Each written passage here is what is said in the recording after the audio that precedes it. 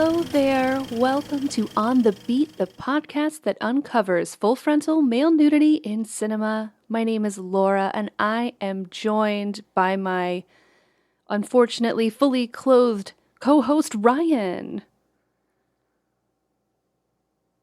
Hey. Oh, sorry. Wait, sorry. Oh my god, what happened to you? I'd fallen asleep because we were watching the Canyons. Oh, well, spoiler alert, we are talking about the 2013 erotic thriller drama, The Canyons, in part 3 of 2022, Schrader-thon.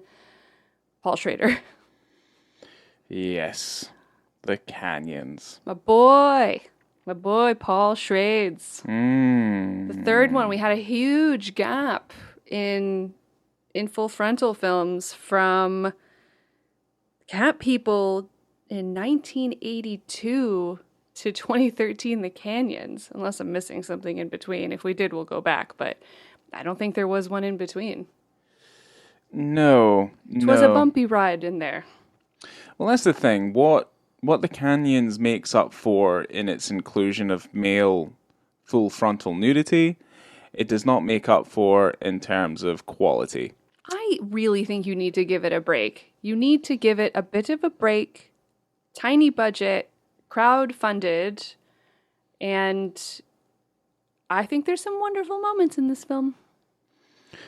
Well, I think you've got a lot more to say about it than I do. I am the researcher here, so I'm here to drop the knowledge. Yeah. Drop the tidbits. There's a lot of very questionable things here, but I mean, I'm not going to, rip away at the story and how poor the acting is, and oh my god! kind of you're not. how bad a first impression the film gives when it's this kind of incredibly brightly lit bar scene with next to no music in it, and probably one of the most lifeless bar scenes I've ever seen in my life. And certainly, James Dean isn't winning any awards for. He's about as convincing as a Jehovah's Witness, as far as I'm concerned. Let me throw out there the cast list, which we have Lindsay Lohan as Tara, James Dean as Christian, Nolan Funk as Ryan, and also Gus Van Sant is in this movie as a therapist. Yeah, but I mean, for funsies. He might as well just not be there. He's a very classic-looking white man. I just want to point that out. I never knew what he looked like before. Let's put it this way. He's got a lot more to do in that small cameo he has in Jay and Silent Bob Strike Back, where he's just sitting in the background. Ben Affleck asks him, Gus, what do you want us to do in the scene? And he basically just counting his money. He's just like, I don't care. What was the movie called? It was Good Will Hunting 2, Hunting Season. Yeah. Yeah. Yeah. I love that very much. Yeah, that's great. So the synopsis for this film is: the discovery of an illicit love affair leads two young Angelinos on a violent, sexually charged tour through the dark side of human nature. I guess that's fine. Sure. It's kind of a weird thing. I mean, there's some jealousy and some moida. The film But not the murder of the person I was expecting to get murdered, but that's... It is. No, it is what I it mean, is. by the time that happens, you're just kind of like, well, right, whatever. And then the way the film kind of starts itself out is effectively like this conversational, this melodrama, like this exchange of I guess, like relatively quite sordid and torrid sex games that this couple are into, where they effectively bring strangers into the bedroom, and, for better or for worse, he's either fucking them or the couple are fucking each other and the guy's watching, or like there's a whole string of things kind of going around. So when the Tons of Christmas kinks involved. pretty much, yeah, there's plenty of stuff to go on here. So effectively, as it starts, and the way I was kind of viewing it was, it feels a little bit like a poor man's Sex, Lies, and Videotapes. I mean, it doesn't hold a candle to it whatsoever, but it kind of feels a little bit like that. Okay. That disappears very quickly. Um, but overall, that is the very crux of like what we're presented to with their working relationship, is that there's effectively this control element when it comes to, I guess, these sex games that they play with each other. Yeah, there's something about this guy that James Dean is playing where, yeah, he brings in other people into their relationship, and that's just something that they do. Apparently, he loves her, and she has love for him, but then that's just their kink together that I think is more on his side than hers, because he seems to be the one that organizes everything through his apps and whatnot. And he's just saying, oh, yeah, we're having people over. They're on their way. Well, there's a power struggle, and there's obviously meant to be a sense of who's in control, and it's like, I hold all the money because he's a trust fund baby, and he's like, well, I'm gonna do this and I'm gonna do that. It's And like, then she thinks that she's the one that's in control. So it definitely goes back and forth. And I think that there's one section of the film in particular where she does try to, and successfully, is able to get on top in a way. yeah, just overall, like the whole idea of that, just to me, falls relatively quite flat. Like, just overall, like, I don't find it interesting. Okay, I hold don't on a like second. Let's just actually talk about the movie for a little bit before you just poo-poo all over the canyons. before I rip it to Yeah, shreds. you always do this. This is a fine movie. Why am I not allowed to do this? This is Do my it every opinion. time. No, I don't do it every time. Sometimes What we movies actually do you even like? well, sometimes we actually cover good movies for a fucking change. Instead, we're covering these pieces of fucking shit. This is don't- Schrader-thon. Don't talk about my Well, boy like that. don't try and bring up numbers and budgets and I am going to talk crowdfunding about budgets opportunities. because it's interesting. No, because you know what? People can make good things out of fundamentally nothing. Do you want to know how this all came together in the first place? Yeah, you know what? Enlighten me. Okay, so Bret Easton Ellis and Paul Schrader were working with a producer, and they were involved in making a shark thriller called Bait, which I have a synopsis for that movie, and it sounds incredible, and it's going to make you upset because they didn't make this movie, but they made the Canyons instead. So this movie that they were meant to make called Bait, the synopsis is it's basically a revenge movie about a disaffected kid, a sociopath who endures a kind of humiliation on the beach, and through a series of events, in a very cunning way, he ends up on a charter boat with kids who humiliated him. And then when they're in the open water, he pulls the ladder up, doesn't let them back in the boat, and chums the water. Right. Okay. So that was the movie that they were going to make, the shark thriller. But the funding got pulled, and so they still wanted to work together. So they ended up being like, well, Ellis, write a script, and we'll figure it out.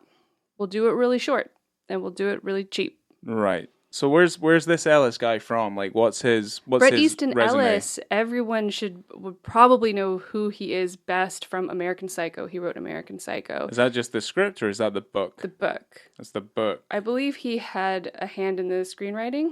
Okay. And Well, that's that Mary Harron movie. Yeah. So, yeah. Christian Bale. That's a pretty good movie. No penises in that movie. Decent movie.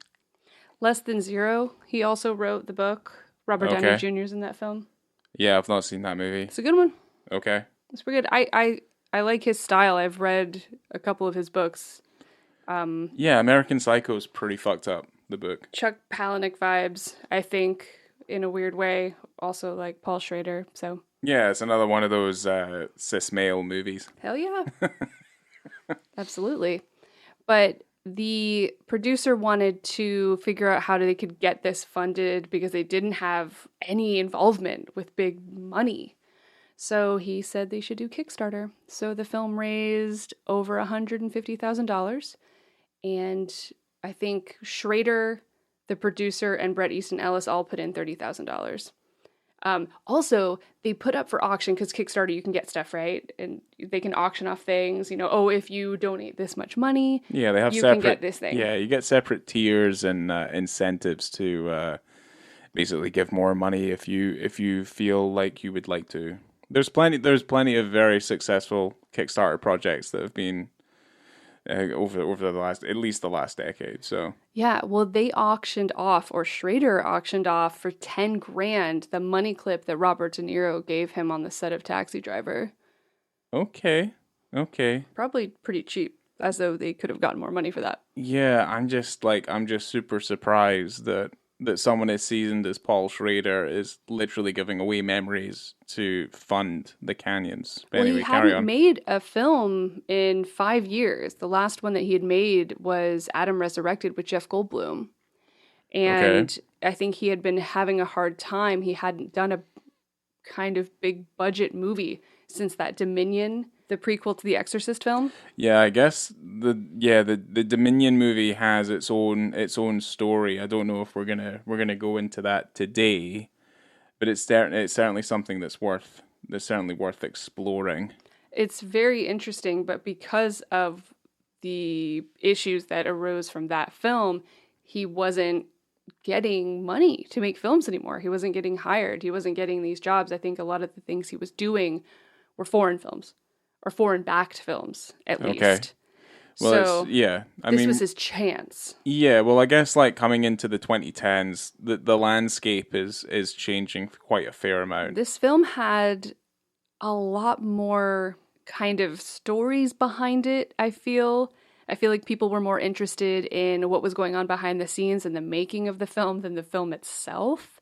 And I do believe that the issues surrounding Lindsay Lohan were part of the reason that the film didn't get a lot of promotion or even any acclaim whatsoever because of what was going on with Lindsay Lohan at the time. I mean, she was in and out of rehab. Yeah, well, Lindsay Lohan was effectively blacklisted from the industry. Yeah, this was You know. also, not only was it Paul Schrader's chance to kind of get back on the map, but it was also Lindsay Lohan's chance. She was Yeah. having such a hard time. Yeah, this was kind of a from the ashes moment. Because, I mean, I don't know. I saw her in Herbie Fully Loaded.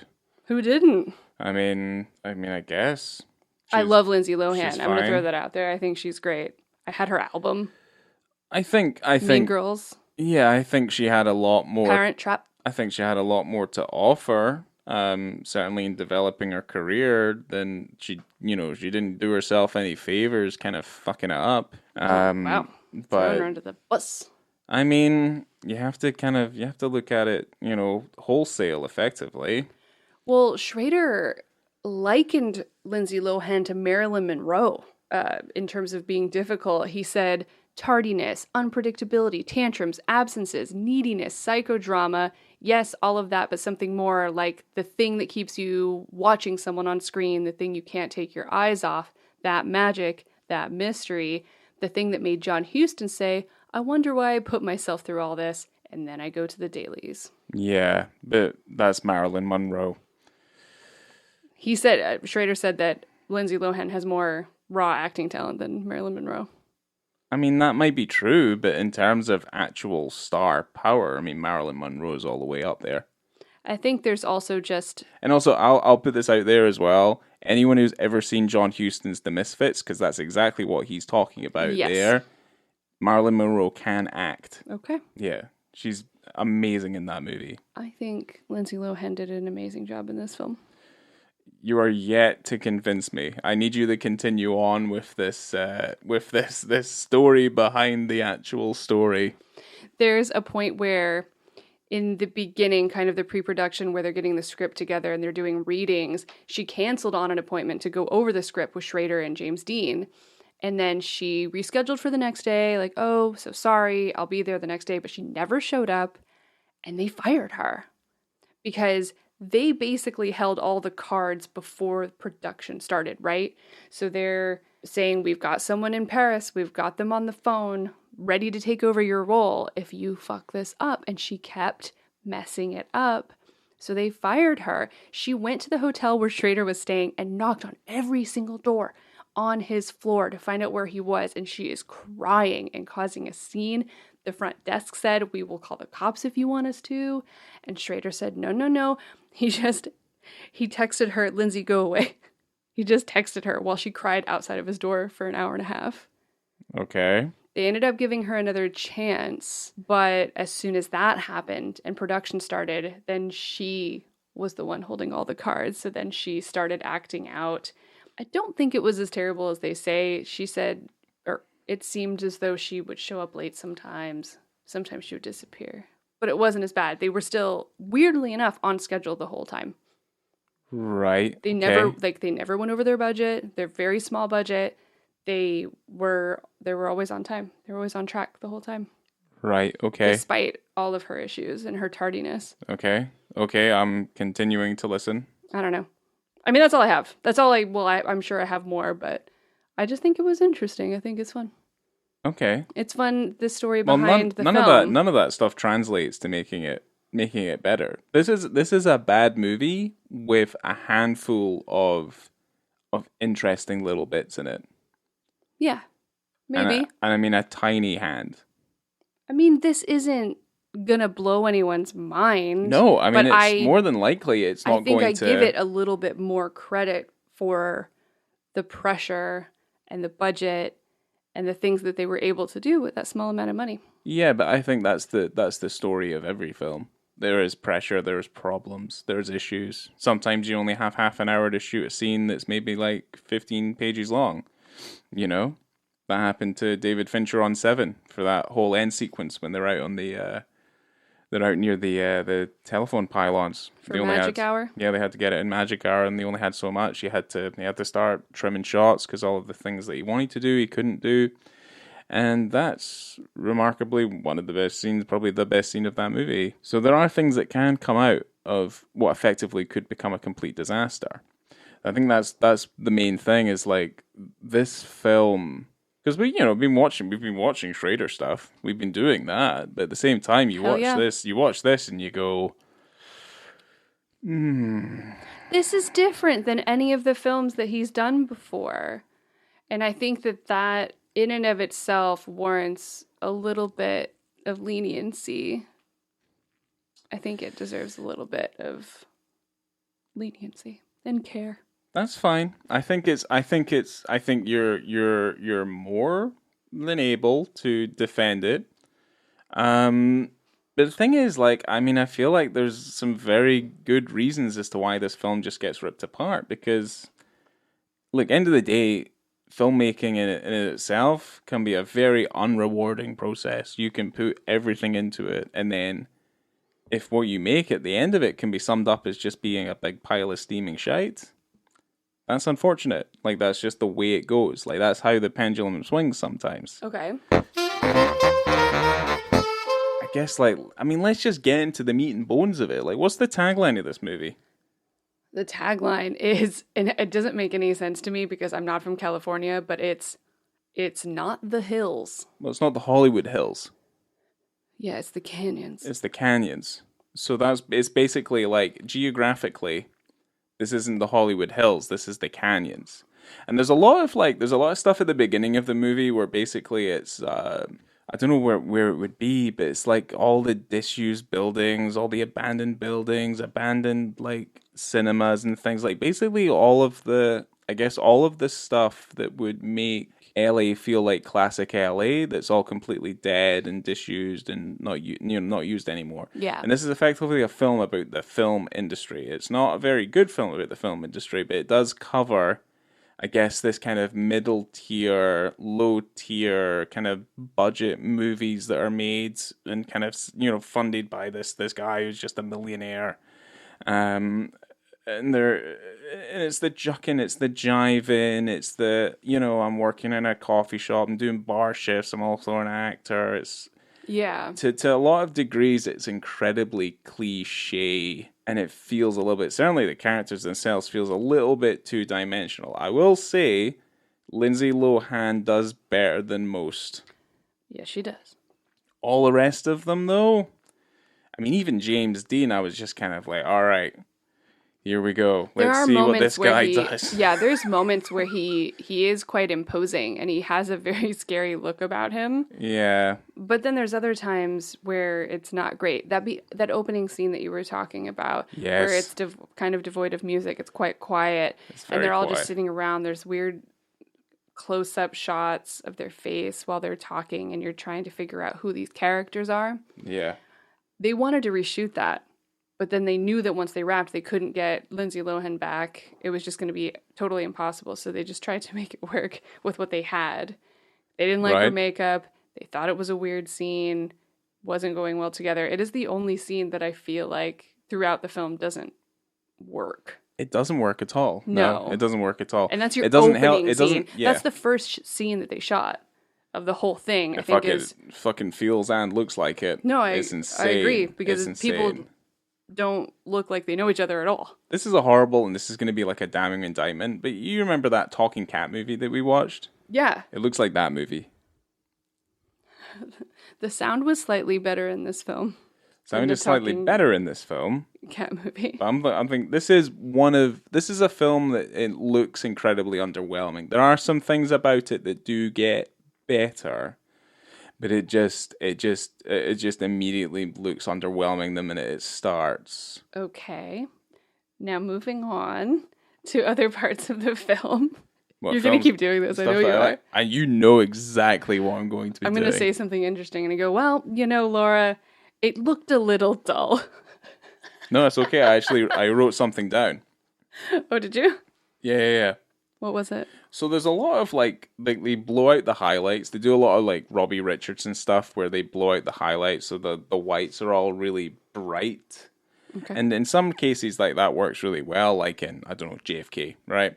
It works really well and it looks quite nice. But for the most part, it just feels visually deprived and unadventurous. The visuals, I was less concerned with and more concerned about the story. Yeah.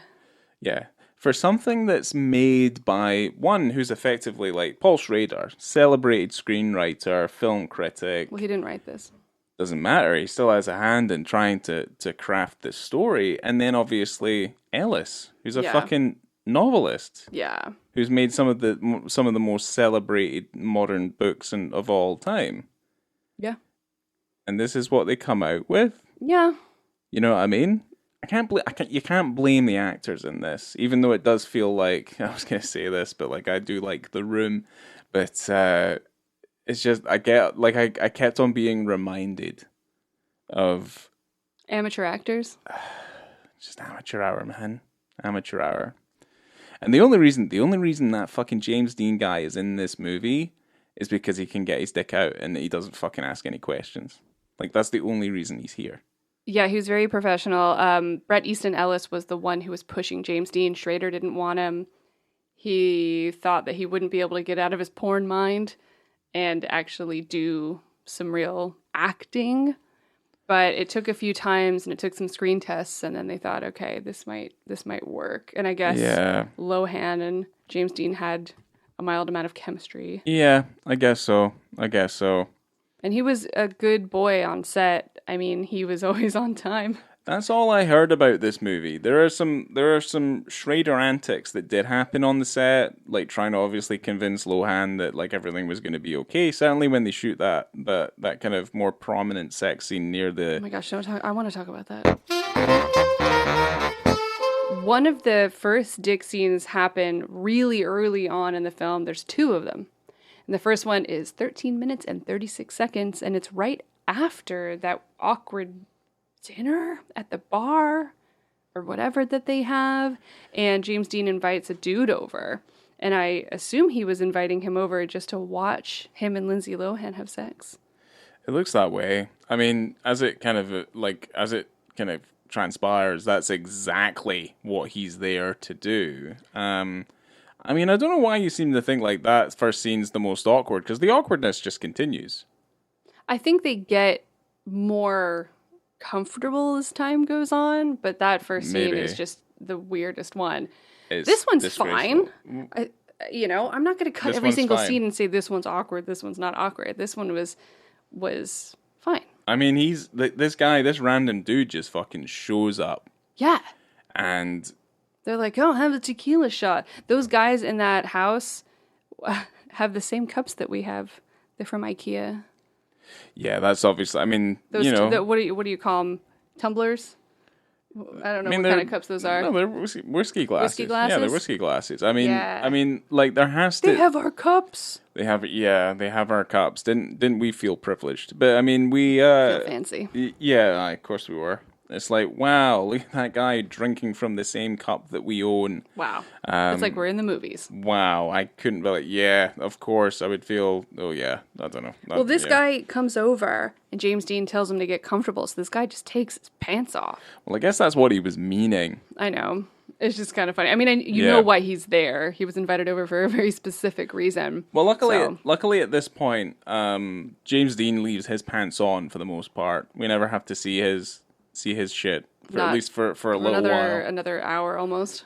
Yeah, pretty much. But I mean, Lohan's almost completely naked. Yeah. Like at this point. So I guess like if you were ever curious as to what Lindsay Lohan did look like naked, I mean, this is the movie effectively. Oh yeah. Like this is it. Like everything is bared all. She's naked topless for a decent amount of this film. Yeah, pretty much. I mean, does it add anything to it? I don't know. Contextually, it's there. Nope, it's just one of those things where I can appreciate people just being people. You being naked for a certain amount of time in the day, and then you clothed for a certain amount of time in the day. And I can appreciate that being in a film. Yeah.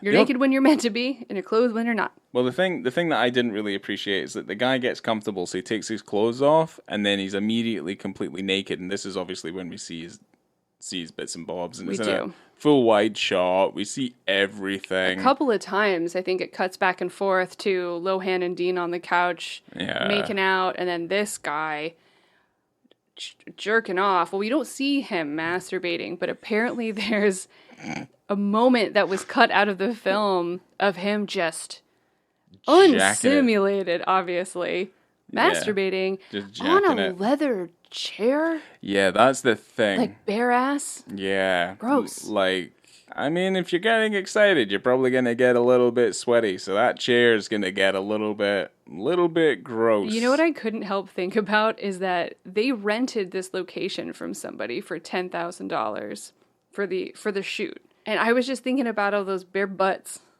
and balls all over their leather furniture. It might have been a porn house, Laura. Like they might. I know it wasn't a porn house. Was it not a porn house? No, it was not. And I just think about all the things they needed to wipe down. I mean, there's probably a Febreze. I hope they spent $5,000 cleaning it. There was probably a Febreze budget. I mean, there would probably have to be. Yeah. Yeah. But in the uncensored cut, there is that scene. Wow. That they took out, which is removed, not streaming on Showtime right now. They removed some of the magic. They did. Yeah. Look at that. You see everything. Yeah, no, I mean everything. you can see him jacking off, like he's just fucking going for it, and then obviously really good for him. And then like James Dean's going down on fucking Lindsay Lohan, and it's all kicking off. And it's then really going on. Thankfully, it cuts away, and it's just a regular Tuesday night. Yeah. I mean, I'm really struggling to figure out what the fuck really happens in this movie and what the fuck it's all about. Oh my gosh, calm down. What's There's even a the love point? triangle here between Lohan, the actor Ryan, and James Dean. Well, and James Dean's getting jealous. Here's my note. That she has a past relationship with this other man. Yeah, well, his fucking character arc is astounding. Who? James Dean. Okay. It's and that was sarcasm, but basically, I wrote down. I said everyone's cheating on everyone. Basically, everyone's fucking somebody else. It bothered me because they have this type of relationship where it is an open relationship, but in classic man fashion, it's only open for the man and not for the woman because the woman is his. It's his property. So she can't be seeing somebody else. Yeah. It's crap.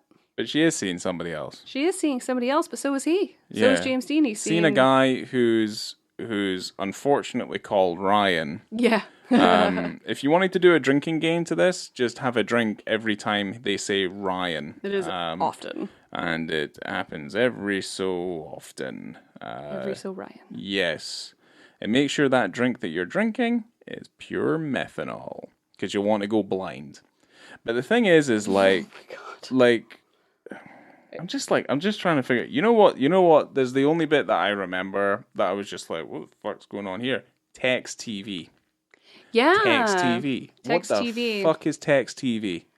I think you think about it now. So this is 2013, and you think about how often in films now you have text bubbles popping up on the screen to show us what our characters are saying on their phone. Well, I remember But seeing. back then, Yeah. they had to figure out another way, I suppose. Well, I remember watching. I try and remember the Vimeo. The guy who did like film analysis and stuff on Okay. Vimeo. I can't remember his name, but basically, because of the advent of cell phones and because of their prevalent use and everything, like it's changed the landscape of film narrative, specifically for like horror movies and stuff like that. Like that's why, Okay. yeah, that's why I think like Scream is the very very last movie which works just because there's not really any cell phones in it. Like that's the thing, and it's very Right. much predicated upon like the use of the telephone and Because you can't all cut the that sort of phone thing. line on a cell Pretty phone. much. And I remember I've seen a bunch of films that just do not hit the mark, where it's basically like, well, we just have to kill the internet, and then that's that plot point sorted, and it never really works. Right. And I guess like the issue Oh no, with my this phone died. pretty much is like, oh no, the router's Oh no, I'm not getting a the service. router's restarting, like no one can help me. I mean it's like, you know, like what they were trying to explain was like, look, now storytellers are having an issue where it's like, how the fuck do I show this stuff on a phone? Do you remember in the first Scream and the phone lines are cut and then she runs over to her computer and then types in 911, tries to get the cops on the internet? Wow, that's pretty clever. Yeah, Yeah, that's dial-up back then though. I think it was. Boyfriend's climbing in the window. Trouble. Okay, Yeah. sorry, go on. But basically, like, there's this issue of just like, how the fuck do you show what's on a cell phone without just effectively just shooting the front of a cell phone, which is Right. like easily the most uncinematic thing ever. And there's obviously people that are filmmakers that have found a way of just like, well, we'll just have little text bubble things like popping out of the phone, which also kind of work, and for the most part don't really work, because at the end of the day, you know, it's a visual medium. You don't want to be sitting there just reading text messages going like popping off on one another between two characters, because it's just not very interesting. Right. And I guess what they try to do in the canyons is, why show it off the phone or do anything in After Effects? Just use this thing called text TV, where the text just show up on the TV. Yeah, but then obviously you're still typing it into your phone and looking at your phone And then looking back and then at looking the at the TV. It was eye-opening. It was odd and I loved it. This is also one of the moments in the movie I genuinely thought was all right, because it was dumb. I really, and just thinking about how these two people are living together in a house and she's upstairs in an oversized shirt, playing on her phone, looking at text TV, and then she goes to tell her boyfriend that she's leaving and he's just laying on the couch, just downstairs. They're just in different rooms, not talking to each other. The house is silent. They're just chilling. I mean, to some people that's life. I mean, That's weird. he was looking at his iPad, or at least like what he was acting they have doing. He was, iPads? it looked like a fucking iPad, but he was like this, and his eyes are scanning up and Just down on like, the really, web. really fast. Very, World Wide Web. very strange. I don't think James Dean's a very good physical actor. And again, there's more silly shit that happens that precedes all this as well, and. It's like the guy checks her phone, and then her phone. That whole thing with the phone that happens, where it's like, I don't know if this is my phone. I love that he takes her phone and Jesus she fucking goes Christ. away. And while she's away, James Dean has his hacker friend come over to this hack her phone, Fucking guy. hack Oof. her Facebook to also hack her friend / old lover Ryan's Facebook to see if they're friends on Facebook. Yeah, because I'm wondering if I could do this. I mean, is anyone hammered down on the down key for whatever reason? To And get then the you're looking at webpage to go you're down. looking at the screen and you're like, it's not moving. This guy's a genuine hacker, though. And He it's was like- hacking away. Let's say like 20 seconds. Let's just all here. And he's like, no, wait. And the thing hasn't moved. It's like, no, that's the same picture we've been staring at for the last Yeah, like the 10 page seconds. hasn't moved, and then he finally looks up and realizes, oh yeah, this is what I was looking for. It's a picture of my girlfriend with this guy. Yeah, who they'd already had a relationship together as well. So why would it matter if they were on Facebook? Exactly. Yeah, and then he goes, hey, I think I figured out those deleted texts you wanted me to see. Oh, God. And then the texts pop up. I swear I thought it was going to go on Text TV, and it just says, I think he knows about us. Loved Yes. it. And then James Dean says to the Loved hacker it. friend, he Fuck's goes, sake. how quickly can you hack into his bank account? Yeah, Which I mean, comes to nothing. it does come to nothing. It basically is just like Ryan has no money at goes, one point in the movie. I Yeah. barely could hack into this Facebook account. What do you think? I'm like- going to hack into a bank? It's like, fuck you, Christian. You've taken away my money. I'm angry. And it's like, what the fuck? Wait a minute. Hold on a second. I'm just realizing something. What? When Ryan comes out of that Amoeba record store and he goes to the ATM, Uh-huh. he doesn't have any money. Maybe it did come to something. I just thought it was because he was poor. Maybe he hacked him. Are you kidding me on? He Like, gave him a hack. Are you honestly not able to like put two and two together? Did you remember that? That's one of the few things in the film I understood. 2 seconds ago, I said it came to nothing, and then you agreed with me. No. I think I'm just a little bit delirious You're because just we tired. both sat down and watched the You canyons. just snapped through canyons. No, we've got his hacker friend to He did. fucking wipe Yeah. his bank account, and then he's like, Of the I can't- $23.98 he had in his bank account, like- already it's like- pouring out, a poor man. it's like, fuck, I can't afford my CDs. It's like, what the, like, who cares? Like, who cares? Like, what was the whole point of that I would whole be very moment? upset if I went to the store and I couldn't buy my CDs. It's tragic. It's all quite convoluted and messy. Well, Where the hell are we? penis scene part 2, which is the craziest part of this movie. The group sex. The group sex at 1 hour, 5 minutes, and 26 seconds. This was in the contract for the actors, that there would be a 4-way sex scene. This was a non-negotiable scene. And that's the thing, it looks like shit as well. The lights that they used Oof. look like they came out of a 7th grader's bedroom. It's so Lasers. bad. And this isn't the worst Who part, puts on though. lasers? You're not going to get a boner. You're going to have an epileptic fit If only. if you're lucky. If you're lucky.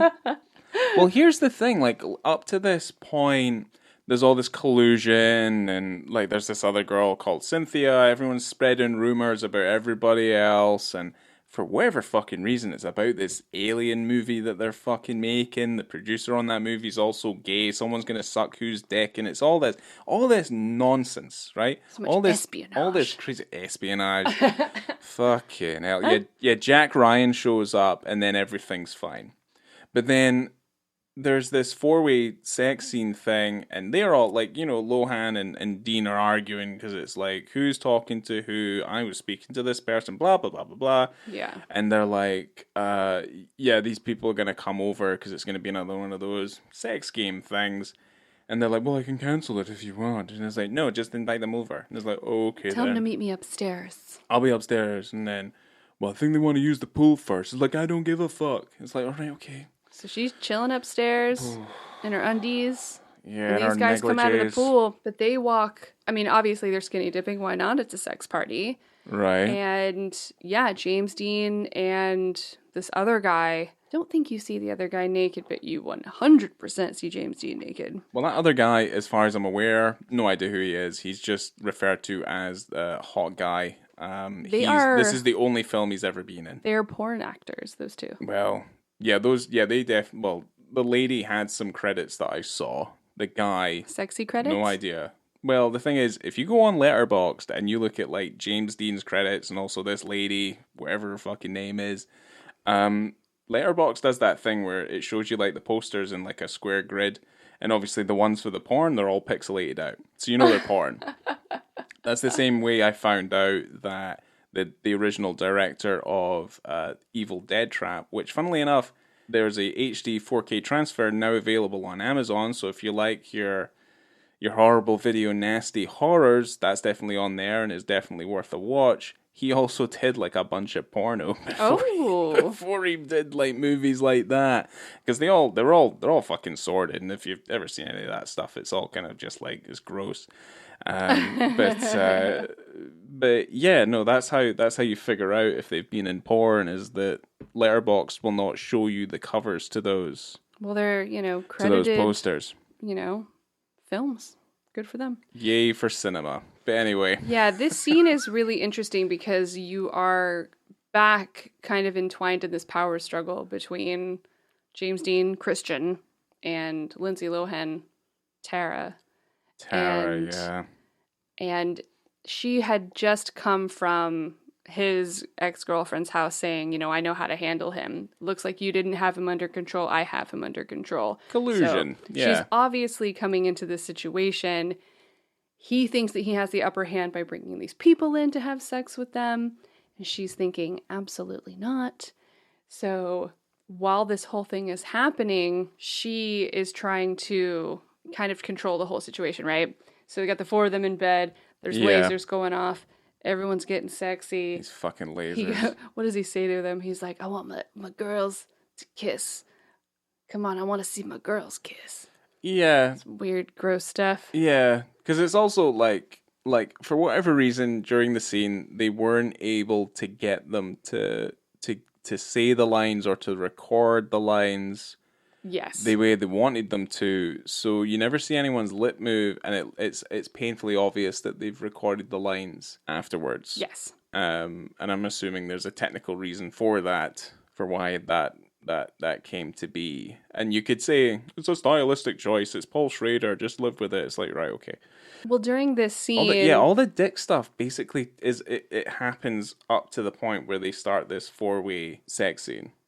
Right. Let's be clear. Like, they're just walking up and he's like... Yeah, they walk up the stairs into the 4-way situation that I was describing. Yeah. So, again, every penis shot in this movie is full-on, wide shot, long takes, wieners. Yeah, pretty much. So, you are seeing everything. And, everyone knows James Dean as a porn actor for having supposedly a nice... charismatic attitude and a gigantic wiener. You know what's weird? I was reading an article where I think it was one of the writers for Vanity Fair said that James Dean came up to her while they were kind of doing this scene, and he goes, "It's not really that big." Okay. Just so awkward. Yeah, I mean, you can see it. It's, it has heft. I mean, to be fair, who really gives a fuck? I'm just saying, I mean, he has a reputation. It's attached to I him. don't typically talk about way penises look or, it is what it is, and I'm happy that they're there. We did the same thing with the Simon Rex, the Red Rocket movie, But he seems like a pretty good guy, Simon Rex. Yeah. But anyway, they do this 4-way sex scene, and then Lindsay Lohan takes control. Yes, she does. She has him do some sexy stuff. Yeah. And he doesn't like it. No. I've got some things to say about that. That's when I fucking lost the plot. But yeah. What do you mean? So, would you want me to say what happens? In what? What do you mean? In this 4-way scene, how Lindsay Lohan forces the other dude to kiss James Dean, and they start like making out properly, and then forces the other dude to fucking suck his dick. Yeah, she makes this guy go down on her boyfriend. Yeah. He's not happy. Well, I guess, here's the thing, with that scene, is, that scene can go any which way. Could end up with the women in a very compromised situation with, these two other dudes in the room. It ends up turning into, a nightmare scenario or any of those sorts of things where it just ends up going a little bit too far. I can understand what she's trying to do, and she's trying to just kind of play mind games with this cunt. But at the same time, it looks really bad. You're not really 100% sure if that's what's happening, because what you're hearing is just the dialogue that's been overlaid on the top. No, you know what's happening. And you're kind of just like, right, okay, well, here it is. And then, all right, well, he's sucking his dick. The thing that kind of pissed me off, and this is the thing that's like, that's the dick scene, by the way. There you go. That's the second dick scene. And thankfully, the last one. But the thing that really fucking pissed me off is the scene with Gus Van Sant, who plays the therapist. He doesn't need to be there. Gus doesn't need to be there. He doesn't need to be associated with this whatsoever, right? But he's talking to James Dean, and James Dean goes on this fucking rant about the sex scene that just happened, where he's like, I felt objectified, he didn't feel like he was in control. Basically, he is referring to us all of the stuff that we already figured out from watching the fucking thing anyway. It's all exposition at this point. And he's just fucking battering on, saying he's objectified. And I'm like, for fuck's sake, cut this out. Should have cut out the first scene, should cut this scene out as well. Okay. I'm like, I'm really sorry you felt objectified. Yeah, I'm not sure exactly why that scene is there. They kept talking about his therapist, and then I don't know if it was necessary to show your therapist. No, well, he didn't. Yeah, he didn't really. He didn't bring the scene itself. Doesn't bring anything to the table. You know, it's just another one of those quite overly bright scenes where you're just like, oh, and then it's like, oh, there's Gus Van Sant. It was nice to see a different location. It was nice to see a different. Yeah, I mean, I guess so. In that library. Yeah. I mean, here's the thing: as the film progresses, the cinematography gets better. Oh. I don't know why I seem that. That's something I kind of realized. I was just like, oh, that looks a little bit nicer. You know, oh, there's a nice use of color there, whatever. All so right, Lindsay Lohan was apparently being difficult during this 4-way scene, and obviously, as I was saying, it was in her contract. She has to do it. So Schrader's yelling at her, "It's in your contract. You have to do this."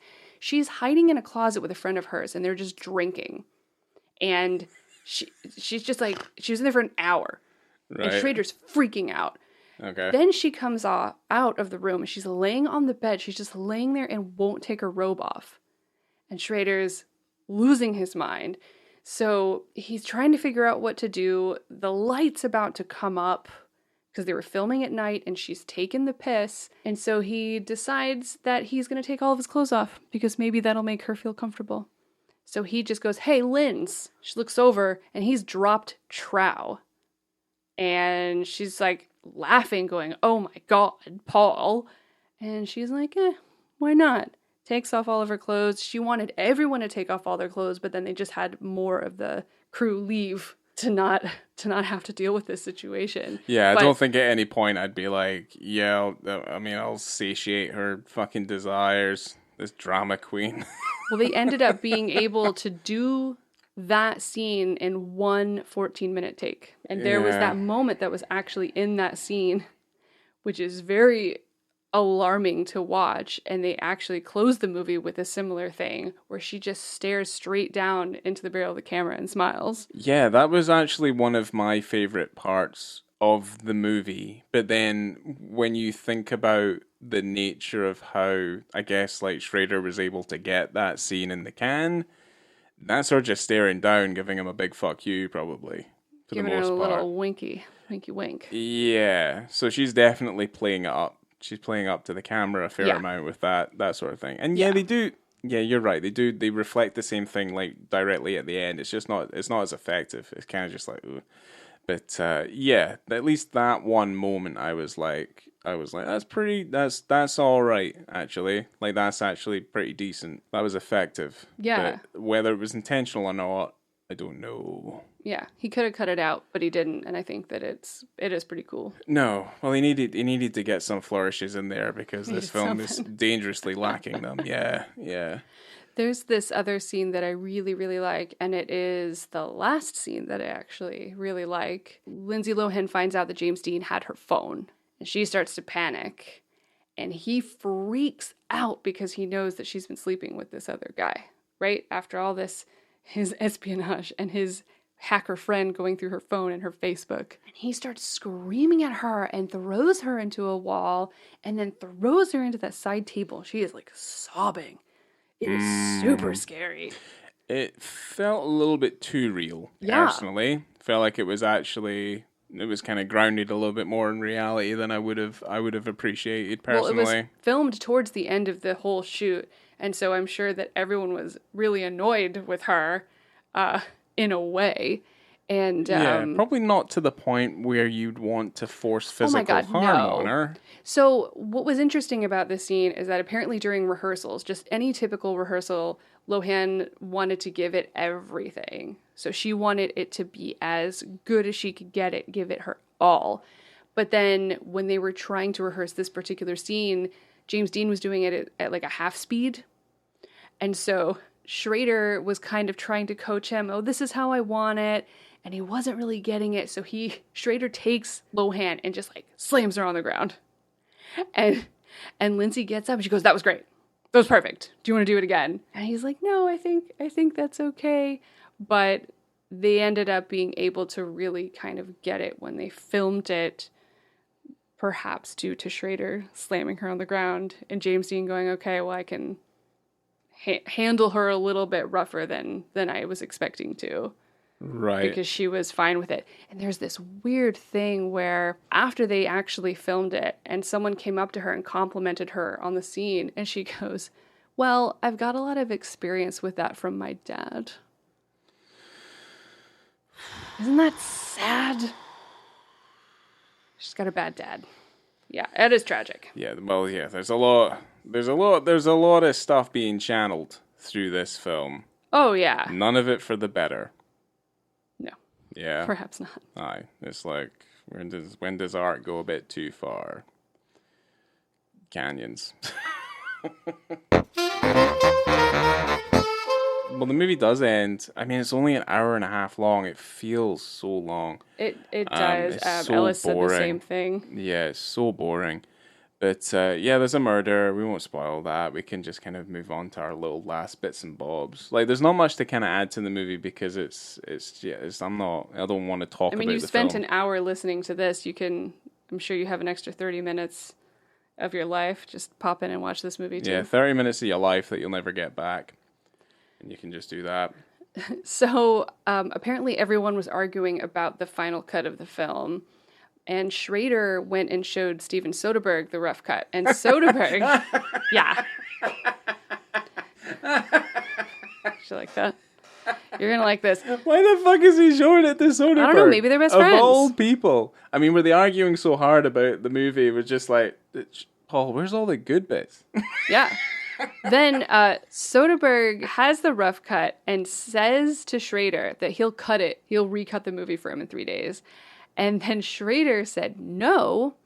And then he told the New York Times, he goes, the idea of 72 hours is a joke. It would take him 72 hours to look at the footage. And you know what Soderbergh would do if another director offered to cut his film? And he put up his two middle fingers. And he's like, that's what Soderbergh would do. Basically, fuck you. You're going to cut my film. And so he was pissed. He was pissed that Soderbergh would offer to do that. Why was Soderbergh offering to cut the film? Did he have any sort of obligation to do that for him? No, he had no obligation to do that. I think he just, as a friend, was showing him the cut of the film, and he was having trouble editing it and getting that final cut. I mean, it's hard. The producer, Ellis, and Schrader were all arguing about it. I mean, it seems like it's a very difficult film to put together. The end result's incredibly messy. And the thing is with Soderbergh is that he can shoot and he can fucking edit and he can just get things done really, really, really, really fast. And he's made plenty of films just like this one. And they look infinitely more interesting. But in terms of like their content and stuff, I mean, I'd say like stuff like The Girlfriend Experience, and he did a film called Full Frontal. Like a lot of these like the low end films that he makes, because he makes a lot of kind of very low budget movies as well, on top of the other, his fucking ocean movies, all that sort of crap. Yeah. Like he can fire them out really, really fast. So that doesn't surprise me. And if he's only being a friend, I mean, to be honest, I'd be like, just fucking take it. Soderbergh wouldn't even use his real name anyway. Would have been a pseudonym. Would have been, would have been like his father's name and his mother's maiden name. I want to see the Soderbergh cut. I'd be interested to see what that would No. look like. No. I No? don't want to see the Soderbergh. No. You just don't want to watch this movie again? No, I don't want to see the movie again. Soderbergh should have shot it. It would have looked. It would have looked so much better. It probably would have done it for free. We haven't really said a lot about James Dean, but I just want to say towards the end of this episode that James Dean's got problems, and no one's going to see him work again probably because of all of this sexual misconduct and rape allegations from 2015 to probably still happening now. Oh, okay. Yeah. I think you knew about that, right? I mean, I was seeing a lot of heard it. about I it. don't tend because it is fucking really terrible. You know, the whole industry in general. I mean, it's all fucked up. So, Ryan, what is your rating for this film? 1, What is your rating for the penis scenes? 4. Okay. Wow. There we go. I'm going to give this movie 3. I think it is watchable. I think Lindsay Lohan is really fun to watch because you get to actually see her doing an adult role. And I don't mean adult in the sexy way, but it's also that. But, I mean, this film's not sexy. It's not what I mean. But you kind of get to see her spread her wings a little bit, and you do see a lot of her trauma kind of pushing through. And I'm a big Lindsay Lohan fan. What do they call her, Lilo? I'm a Lilo fan. Okay. I like her. But yeah, I think it's watchable. I don't think it's a terrible way to spend 90 minutes. You probably won't watch it again. Unfortunately, I've watched it twice this year, but that's okay. That's fine. I'll give it 3. For the dick scenes, 5 stars.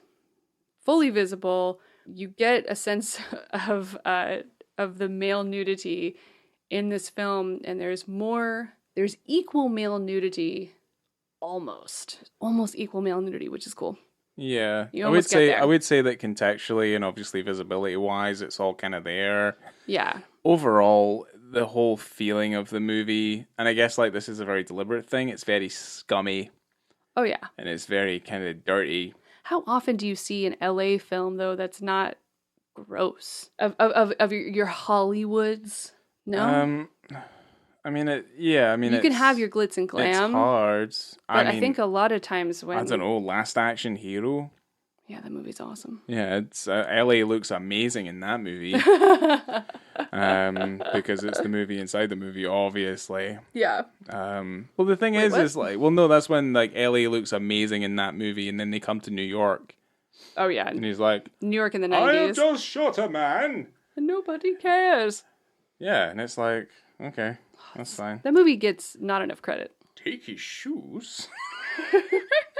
I'd rather watch that movie, honestly. I mean, that film is that's a fucking classic in comparison. Ryan, would you recommend this movie? No, it's a complete waste of your time. Okay, I would recommend it. I mean, that's fine. For the ones, watch it. Why not? What else are you doing? Especially if you're listening to this podcast, you probably already watched it. Good for you. Yeah, good for you. Well done. You're in the same shitty boat that we're in right now. This is a lovely boat, and it's afloat. It's and not, I'm enjoying. Yeah, of I'm enjoying course. it. Yeah, it's a boat that's also occupied by James Dean and Lindsay Lohan. Oh yeah, that's you rough. know what I mean? Like, it's not a fun boat. No, No, I didn't say it was fun. No, it is not a fun movie. No, I'd rather it was like that film Bait that they wanted to make. I'm about to throw some chum in the know. water and jump I want in. that shark movie so bad. Yeah, It sounds so awesome. Yeah, well, I mean, I'd rather do that. Okay. Than do that. I mean, I think that film sounds fucking interesting, and I have no idea how they got to this. I haven't got a clue. I mean, I explained it already. Still don't understand it. Still, I am very confused. I am angry. Coming to you from the parking garage at Amoeba Music, I have been Laura. I'm just going to put the canyons back on again for when I go to bed, because it will immediately put me to sleep. You know what I didn't get to say? I didn't get to say, nod for me, baby. Nod for me, baby. Nod for me, baby. Yeah, who cares if you nod for this? Thank you guys for being here for part 3 of Schrader-thon 2022. We'll see you for part 4. Yeah, I'm looking forward to part 4, because We're not going to tell you what it is. Has to be better than this. Let me think of, is it? Is it better than this? Oh, it is better. Oh, yeah. It's much better than this one. I'm stoked about that one. Fuck. I love that movie. Yeah, it's a fucking good film. It's a good movie. Christ, yeah. Fuck. And it's a rough dick scene, but that's a good movie. Yeah, Oh, he is. Nice. See you next time. So angry.